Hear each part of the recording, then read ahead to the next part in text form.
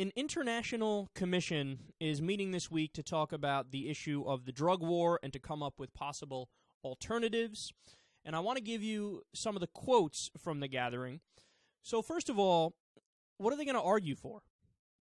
Is it reduce sentences, for example? So that's one idea that's been floating around out there. Or the idea of smarter criminal punishments, maybe not something we do in the U.S. with mandatory minimums and, treating people very harsh for relatively minor crimes, nonviolent crimes. Well, no, that's actually not what they're discussing. They're not discussing getting rid of mandatory minimums or lessening punishment. So is it decriminalization, right? If we're talking about a drug summit, I mean, that's got to be on the table, decriminalization. So we make it like it's not legal, but you don't go to jail. That's not what they're discussing either. So what is it? What is it? Quote, the continued expansion of the illicit trade, despite growing enforcement efforts aimed at curtailing it, demonstrates the futility of repressive prohibitions. See where they're going with this? Therefore, in the longer term, drug markets should be responsibly regulated by government authorities. Without legal regulation, control, and enforcement, the drug trade will remain in the hands of organized criminals. Ultimately, this is a choice between control in the hands of governments or gangsters. There is no third option in which drug markets can be made to disappear. So, in case you didn't get the direct message that was trying to get through there in that word salad, they're calling for legalization. Now, to be clear, they have various forms of legalization that they talk about, okay? So it's not like the kind of legalization that I would be in favor of, where you treat all these drugs like they're alcohol or tobacco. No, they have different variations. So, for example, certain harder drugs like crack or heroin, they would be under stricter government control, okay? And I'm sure there would be needle systems in place where it's administered in a safe way so that it cuts down the spread of different diseases and whatnot. They say, quote, in the drug war, the parameters of success are measures like acres of illicit crops eradicated, numbers of arrests and prosecutions, and amount of drugs seized. But they haven't reached the goal of a safer society. Even the most lofty of drug war outcomes, like capturing major cartel leaders, have adverse consequences by simply creating a power void that begets more violence. Instead, we should measure by number of fatal overdoses, rate of HIV and AIDS transmission via needles, rate of violent crime, and the power of criminal organizations.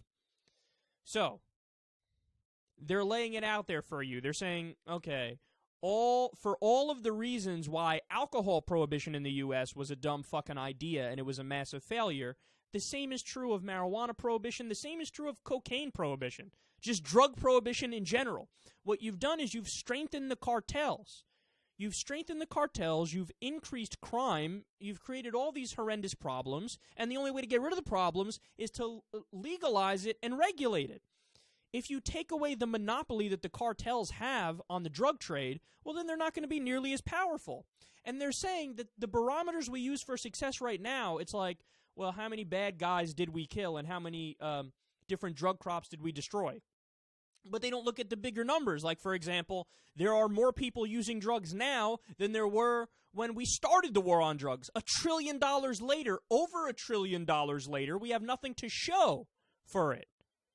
So they're saying your measure of success makes absolutely no sense. You could destroy crops all you want. You could arrest bad people all you want. More bad people are going to fill their places, and still more people are taking the drugs, so you're never going to get all the crops. So they're saying, why don't we change the definition of success to mean, oh, I don't know, you cut the number of fatal overdose rates, you cut down on HIV and AIDS transmission, you get rid of violent crime, and you weaken the cartels and the criminal organizations. And that is a measure of success that makes sense. So they're right, but now here's the really, really interesting part. A lot of people, as they're hearing this, they're probably going, well, what kind of an international commission was this? what kind of people were at this event? You know, who are we talking about here? Are these like uber liberal do-gooders who are going to go from this event to a fucking Code Pink meeting or a new Black Panthers meeting? What's happening here? They're not going to argue for legalization if it's like a serious event, right? Wrong. Quote, 8 former heads of state and other world leaders showed up. So, I'll give you some specifics. Former president of Brazil, Fernando Henrique, pardon my ignorance, Cardoso. Former president of Colombia, Cesar Gaviria. Former president of Poland, Alexander Kwasniewski, no relation. Former chairman of the U.S. Federal Reserve, Paul Volcker. Former U.S. Secretary of State, John Whitehead. These are all people that showed up, just to name a few. Okay?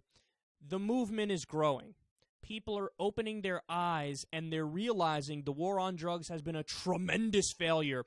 The outlawing of drugs has been a tremendous failure, and we need to move in the other direction. The only things that are blocking us, the DEA and other anti-drug government organizations, because they make all their money because drugs are illegal, so of course they're going to fight to keep their jobs, and they're going to fight to keep drugs to be illegal, and pharmaceutical companies, and other drug companies, alcohol companies, tobacco companies, and pharmaceutical companies. I mean, these are all of the lobbies that view legalization of marijuana and other substances as competition. So they want to crush their competition. They don't want to have competition. They want to make as much money as possible. So you pay politicians to keep the drug war going. You lobby in that direction, and then you get what you want, and you end up making more money. So we have to defeat these lobbies in order to get the smart policy in place. And the good news is that it's becoming common understanding that the drug war has failed, and we need to stop with the prohibition on drugs. So hopefully at some point that feeling will override the strength of the lobbies today.